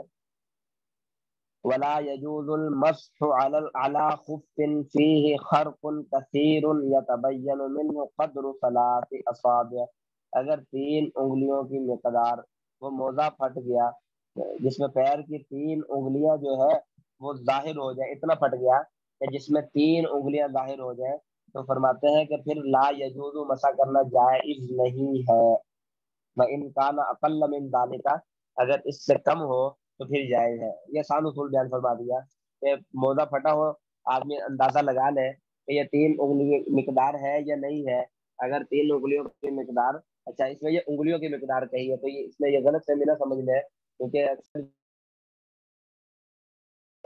نکالنے کی کوشش کرتے ہیں. انگوٹھے کی مقدار نہیں کہی. انگوٹھا جو ہے، اگر انگوٹھے کو دیکھا جائے تو انگوٹھا جو ہے اس کے اعتبار سے وہ 5 انگلیاں بن جائے گی میرے انداز سے، اتنا موٹا انگوٹھا ہوتا ہے. انگلیوں کی مقدار ہے 3 انگلیوں کی مقدار. اگر موزہ پھٹ جائے تو اس کے اوپر مسح کرنے کی اجازت نہیں ہے. اچھا، ولا يجوز المسح على الخفين لمن وجب عليه الغسل، یہ اس کی وضاحت دوبارہ کر دی. فرماتے ہیں نہیں جائز موضوع پر مسح کرنا لمن، اس شخص کے لیے جس شخص کے لیے غسل واجب ہو، جس آدمی پر غسل واجب ہے اب اس کے لیے مسح کرنے کی اجازت نہیں ہے. یہ آسان مسئلہ ہے. وَيَنْقُضُ الْمَسْحُ مَا يَنْقُضُ الْوُضُوء، اب مسح کو توڑنے والی چیزیں کون کون سی ہیں؟ اگر ایک آدمی نے موضوع کے اوپر مسح کیا تھا تو اس مسح کو توڑنے والی کون کون سی چیزیں ہیں؟ یعنی کہ وہ نواقض وضو ہو گئے، جو وضو کے آپ نے نواقض پڑھے تھے، 8 نواقض وضو پڑھے تھے، وہی 8 چیزیں آپ نے یہ پڑھ لیا تھا. تیمم کو بھی توڑ دیتی ہے، وضو کو بھی توڑ دیتی ہے، اور مسح کو بھی وہی 8 چیزیں توڑ دیتی ہیں. لیکن تیمم کے اندر آپ نے ایک اضافی چیز پڑھی تھی، پانی کو دیکھ لینا، یہ بھی تیمم کو توڑ دیتا ہے. اسی طرح موضوع کے اندر جو ہے وہ ایک اضافی چیز ہے. 8 چیزیں تو وہی ہے جو آپ نے پڑھ لی، ایک اضافی چیز ہے. وہ اضافی چیز ہے موضوع کا کھل جانا. یعنی کہ اگر کسی نے مسح کر لیا تھا موضوع کے اوپر. وعلیکم السلام ورحمۃ اللہ وبرکاتہ. مولانا آپ ان کو پڑھا لیں سبق، آج میں نہیں پڑھاؤں گا، تو اگر آپ زیادہ ٹائم لینا چاہیں تو لے لیں. اچھا جی ٹھیک ہے. کیوں صبح جلدی آنا اس لیے؟ نہیں نہیں ایسی کوئی بات نہیں ہے، ویسے بھی جلدی ہے، ویسے کوئی طبیعت ٹھیک نہیں ہے. صاحب والی جو ہے نا وہ اچھا طبیعت ٹھیک نہیں ہے. چلے پھر صبح آپ جلدی پڑھا آ لیں. جائیے گا. السلام صبح علیکم. جلدی آ جائیے گا.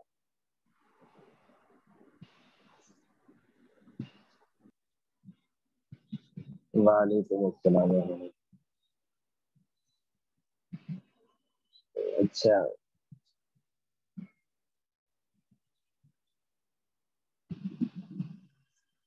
اچھا جی، اس میں ہم یہ پڑھ رہے تھے کہ اس میں 8 چیزیں تو وہی ہیں نواقض وضو والی، اور ایک چیز جو ہے اس کا اضافہ کر دیا وَيَنْقُضُ وَيَنْقُضُهُ أَيْضًا، نزع الخف یعنی کہ موزے کو اتار دینا، یہ بھی جو ہے مسے کو توڑ دیتا ہے. ایک چیز بلکہ دو چیزیں اس میں کافی. دوسری چیز یہ بیان کر رہی ہوا مزیو المدت یعنی کہ مدت کا گزر جانا، مدت کا گزر جانا یہ بھی اس کو توڑ دیتا ہے، مسے کو توڑ دیتا ہے. فَإِذَا مَضَتِ الْمُدَّةُ اب جب مدت گزر جائے تو پھر اب یہ ایک لوگ سوال بہت کثرت سے پوچھتے ہیں کہ اب موزے پہنے ہوئے تھے سردیوں کے اندر، اب 24 گھنٹے جیسے آپ نے پڑھ لیا کہ گزر گئے، اب 24 گھنٹے گزرنے کے بعد اب اس کا جو ہے موزے اتار کے دوبارہ وضو کرنا پڑے گا یا کیا کرنا پڑے گا؟ اب اس میں دیکھنا یہ ہے 24 گھنٹے جب گزر گئے تو 24 گھنٹے گزرنے کے بعد اگر تو اس کا وضو باقی ہے، مثال کے طور پر اس نے مسح کیا ہوا تھا ابھی موزے کے اوپر، تو پھر تو اس کے لیے حکم یہی ہے کہ وہ موزے اتارے، موزے اتار کے صرف پاؤں کو دھو لے، پاؤں کو دھو کے دوبارہ موزے پہن لے، پورا وضو کرنے کی ضرورت نہیں ہے. لیکن اگر اس کا وضو نہیں تھا اس وقت، 24 گھنٹے گزر گئے اس کا وضو ہی نہیں ہے اس وقت، پھر تو ظاہری بات ہے پورا وضو کرنا پڑے گا، پھر تو موزے پہنے بھی ہو تو اس کو وضو کرنا پڑے گا. ہاں جی سمجھ آ گئی.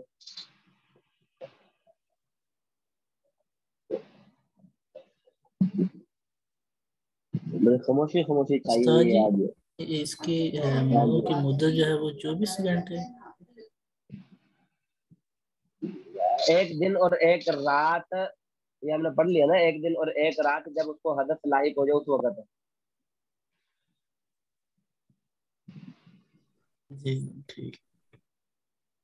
بھائی ظہر کے وقت میں نے ظہر کے وقت وضو کیا، توجہ کے ساتھ سمجھیے گا، ظہر کے وقت میں نے وضو کیا، وضو کر کے پھر میں نے پاؤں کے اوپر موزے پہن لیے. اب اگلے دن ظہر کا اعتبار نہیں کریں گے، بلکہ اب یہ دیکھا یہ جائے گا ظہر کے وقت میں نے وضو کیا تھا. اب سردیوں کے اندر بعض لوگ جو ہے وہ اپنا وضو جو ہے وہ بہت زیادہ دیر تک بچا کر رکھتے ہیں، ہم سے پتہ نہیں کیوں نہیں بچتا، لیکن بعض لوگ جو ہے وہ ظہر کے وضو سے عشاء کی نماز بھی پڑھ لیتے ہیں. جیسے حضرت امام ابو حنیفہ رحمۃ اللہ علیہ کے بارے میں تھا کہ عشاء کے وضو سے فجر کی نماز پڑھا کرتے تھے. اب ظہر کے وقت موزے پہنے تھے، اب عشاء کے وقت میرا وضو ٹوٹا.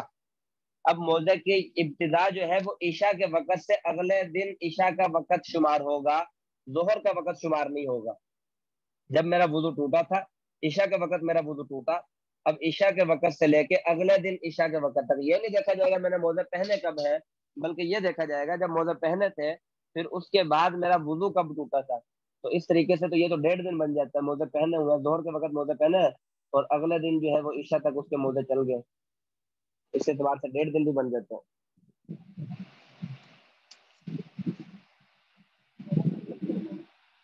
اچھا جی.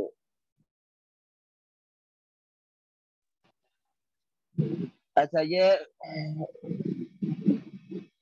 وہی مسئلہ جو فیضا مدت المدت، اگر مدت گزر گئی نزا خفئی ہی اپنے موزوں کو اتار دے، وغسل رجلئی ہی اپنے پاؤں کو دھو لے، وصلی نماز پڑھے، ولیس علیہ نہیں ہے اس پر لازم اعادت بقیت الوضوء بقیہ وضو کا اعادہ کرنا جو ہے وہ اس پر لازم اور ضروری نہیں ہے.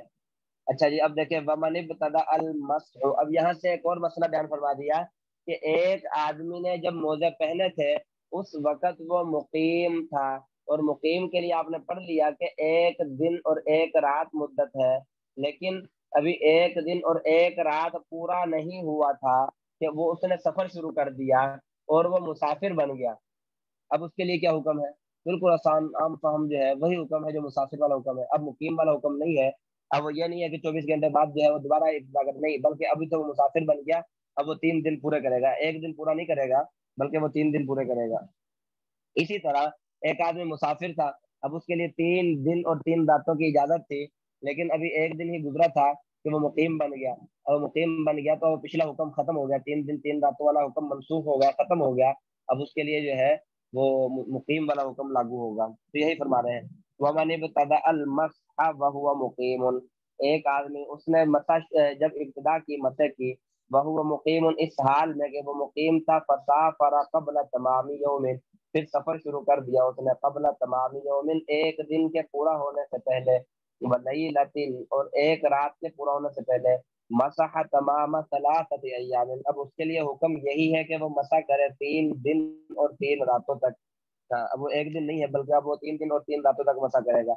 اسی طرح اس کا الٹ ومن ابتدأ المسح وهو مسافر، ایک آدمی نے ابتدا کی مسح کی وهو مسافر، اس حال میں کہ وہ مسافر تھا، ثم اقام، پھر وہ مقیم ہو گیا، فإن كان مسح يوما وليلة، بس اگر مسح کیا ہو اس نے ایک دن یا ایک رات، او اکثر یا اس سے زیادہ، لازمہ ہو تو لازم ہے اس کے ذمہ نزع خفیہ، موضوع کو اتار دینا، وَإِنْ كَانَ أَقَلَّ مِنْهُ، اگر وہ ایک دن اور ایک رات سے کم تھا تو تمم مسح یوم ولیلۃ، تو پورا کرے مسح کو ایک دن اور ایک رات تک.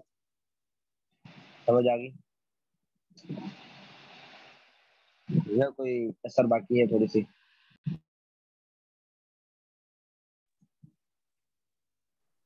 جی استاد جی سمجھ آئے. ومن لبس الجرموق فبقع الخف مسح علیہ.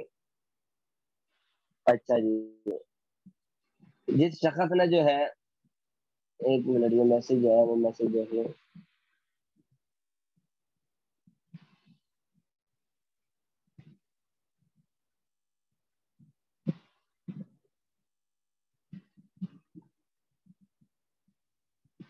صرف ایک منٹ.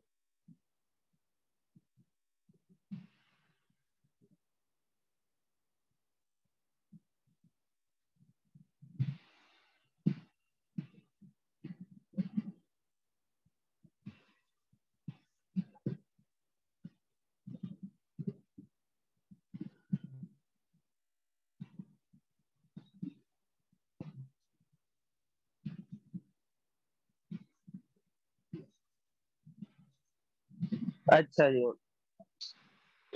جس شخص نے موزے کے اوپر جرموک پہنے ہو تو فرماتے ہیں کہ اب وہ فوق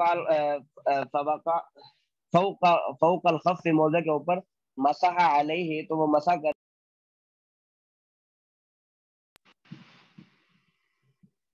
اچھا، جب وہ جرموک کے اوپر ہی جو ہے مسح کرے.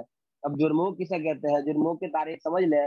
جرموک فرماتے ہیں کہ اس موزے کو کہتے ہیں جو موزے کے اوپر جو ہے اس کو نجاست سے بچانے کے لیے اس کے اوپر پہنے جاتے ہیں، جس کو ہمارے اس میں کیا کہتے ہیں، اس کو ہمارے ہاں تو ادیہ موزے اس کو کہا جاتا تھا. ہمارے والد صاحب جو ہے وہ اس کو بولا کرتے تھے ادیہ موزے، آدھے موزے. تو بہرحال اس مسئلے میں جو ہے وہ اختلاف ہے. امام شافعی رحمۃ اللہ علیہ کے نزدیک جرموک پر مسح نہیں ہے، لیکن یہ امام مالک رحمۃ اللہ علیہ سے روایت ہے کہ جرموک پر جو ہے وہ مسح ہے. ہمارے نزدیک جو ہے جرموک پر مسح جائز ہے. ولا يجوز المسح على الجوربین، نہیں جائز مسح کرنا علی الجوربین، جرابوں پر، الا ان یکونا، اس لیے کہ یہ دونوں مجلدین او منعلین ہیں. یہ دونوں جو ہیں فرماتے ہیں کہ اگر مجلد ہو اور منعل ہو، یہ دو شرطیں لگا دی، تو اس صورت میں جوربین کے اوپر مسح کرنا جائز ہے.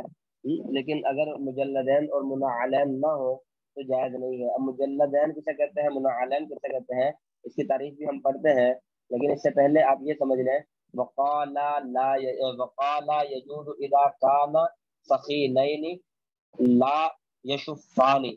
لیکن جو ہے صاحبین نے فرمایا کہ جرابوں کے اوپر جو ہے موزہ کرنے کی اور بھی شرط لگائی. ہمارے نزدیک جو ہے وہ صرف 2 شرطیں ہیں، لیکن امام صاحبین نے فرمایا کہ اس کے علاوہ 2 شرطیں اور بھی ہیں.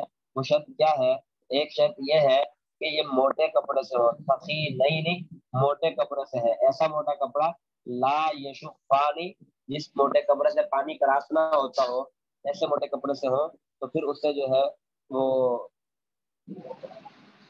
مسح جائز ہوگا. اگر پانی کراس ہو جاتا ہو تو پھر اس سے مسح کرنا جائز نہیں ہے. اب اس میں دیکھیں مجلد جو ہے وہ اس کو بولتے ہیں جس کے اوپر اور نیچے دونوں طرف جو ہے وہ چمڑا لگا ہوا ہے، اور منعل جو ہے وہ اس کو کہتے ہیں جس کے صرف نیچے چمڑا لگا ہوا ہے، یعنی کہ جیسے جوتے کی طرف نیچے چمڑا لگا ہوتا ہے. اب ہمارے ہاں بعض ہم نے کابرین کو دیکھا کہ ہمارے والد صاحب سے بھی میں نے کئی دفعہ یہ مسئلہ پوچھا، اور کئی اساتذہ مولانا طارق جمیل صاحب اور مولانا ناہید ابراہیم، کئی بڑے بڑے حضرات جو ہے وہ چونکہ ہم رائے گنج میں رہتے ہیں، وہ ہمارے ہم سے فون کر کے اس طرح کی جرابیں آج کل چلتی ہیں، وہ جرابیں موٹے کپڑے سے ہوتی ہے، لیکن اس جرابوں کے صرف نیچے چمڑا لگا دیا جاتا ہے، اس جرابوں کے صرف نیچے والی سائڈ پہ چمڑا موٹا لگا دیا جاتا ہے، اوپر بھی چمڑا نہیں لگتا اور کہیں بھی چمڑا نہیں لگتا، صرف نیچے تلیوں کے اوپر چمڑا لگا دیا جاتا ہے۔ اب وہ جب چمڑا لگا دیا اب پانی جو ہے وہ کراس نہیں ہوتا اس چمڑے سے، تو اس لیے وہ دیکھنے والے کو چمڑا نظر تو نہیں آتا اور پہننے کے لیے بھی آسانی ہوتی ہے۔ وہ جرابیں پہنی ہوئی ہے، وہ جوتا پہننے میں بھی کوئی مشقت نہیں ہے اور وہ جوتا بھی آسانی سے پہن سکتے ہیں اور کوئی مسئلے مسائل بھی نہیں ہے۔ تو اس کے اوپر جو ہے ہمارے ہاں اور صاحبین کے ہاں، سب کے ہاں، صاحبین کے ہاں اگر موٹا کپڑا ہے تو پھر، لیکن ہمارے ہاں جو ہے یہ دو ہی شرطیں ہیں، مجلد اور منعل، یعنی کہ اس سے مسا ہو جائے گا۔ اگر صرف نیچے چمڑا لگا دیا تو اس سے مسا ہو جائے گا، لیکن اس میں احتیاط ہمیں اس چیز کی کرنی چاہیے کہ ہمارے ہاں کیونکہ ایسے لوگ زیادہ ہیں جو علم سے ناواقف ہے مساجد کے اندر، اور اس کے اندر ایسے لوگ زیادہ ہیں۔ اب اگر کوئی امام ہے تو اگر اس طرح کی جرابیں پہنی ہوئی ہیں، نیچے چمڑا نظر نہیں آ رہا، تو عوام کو تو نہیں پتا، ہماری عوام کو، کہ یہ منعل ہے، تو اس لیے اب وہ عوام کے سامنے اگر وہ مسا کرے گا تو وہ ایک انتشار اور اس طرح کی، ہاں اگر تو ان کے پہلے ذہن بنایا ہوا ہے، عوام کو بتایا ہوا ہے، سارے مسئلے مسائل سے آگاہ کیا ہوا ہے، پھر تو کوئی حرج نہیں ہے، مگر نہ وہ میرا خیال ہے کہ چھپ کے مسا کر لینا چاہیے، سب کے سامنے نہیں کرنا چاہیے۔ بہرحال یہ مجلد اور منعل جو ہے اس کی تعریف جو ہے میں نے کر دی، لیکن صاحبان کے نزدیک جو ہے وہ مجلد بھی ہو منعل بھی ہو، اس کے ساتھ ساتھ جو جرابیں ہیں وہ جرابیں اگر سوتی کپڑے سے یا اون سے بنی ہوئی ہے تو وہ اتنی موٹی ہو کہ جرابوں کے اندر سے بھی پانی کراس نہ کرتا ہو، لیکن ہمارے نزدیک جرابوں کا نہیں ہے، صرف وہ جرابوں کے نیچے جو چمڑا لگا ہوا ہے اس چمڑے کا مسئلہ ہے، اس چمڑے کے لیے جو ہے یہ مسئلے مسائل ہے۔ ہاں جی، سمجھ آ گئی اس کے اوپر؟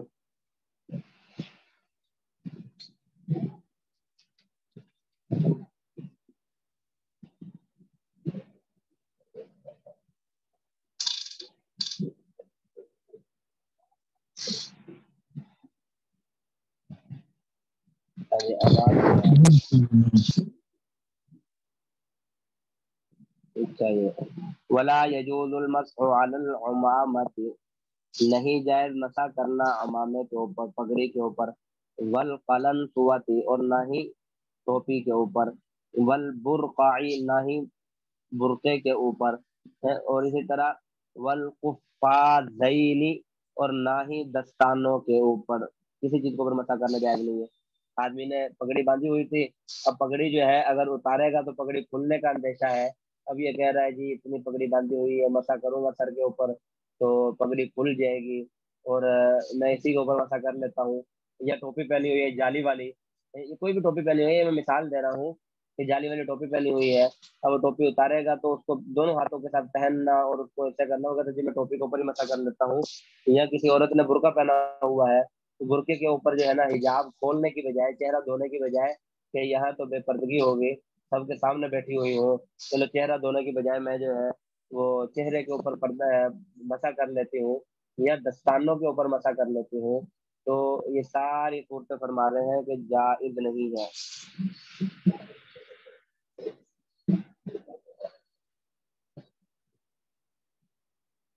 کافی ہے کہ پڑھنا ہے آگے، میرے ناصر صاحب گھنٹہ بھی پڑھنا ہے۔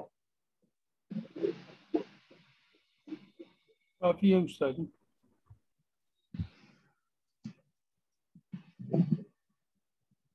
میری بھی تفسیر یہی تک ہے، 11 بجے تک ہے، 11 بجے کے بعد ہماری بھی تفسیر جو ہے وہ ختم ہو جاتی ہے۔ پچھلے سالوں میں بھی میں نے اسباق اسی وجہ سے نہیں لی ہے، میں نے کہا کہ 11 بجے سے پہلے میں پڑھاؤں گا، بلکہ اس سے بھی پہلے میرا ارادہ نہیں تھا۔ نیند جو ہے نا، سارا دن مصروفیت، رات کی نیند جو ہے وہ میرے لیے خاص کر جو ہے نا وہ بہت ضروری ہے، ویسے تو سب کے لیے ضروری ہے، لیکن پچھلے سالوں میں نے اسی وجہ سے اسباق نہیں لی ہے۔ اس سال میں نے یہ شرط رکھی تھی، میں نے کہا تھا کہ اگر شروع والے اسباق مجھے مل جائے تو میں لے لوں گا، ورنہ میں نہیں لوں گا، اس لیے اسی پر جو ہے اتفاق کر لیں۔ السلام علیکم ورحمۃ اللہ وبرکاتہ۔ वालेकुम अस्सलाम व रहमतुल्लाह।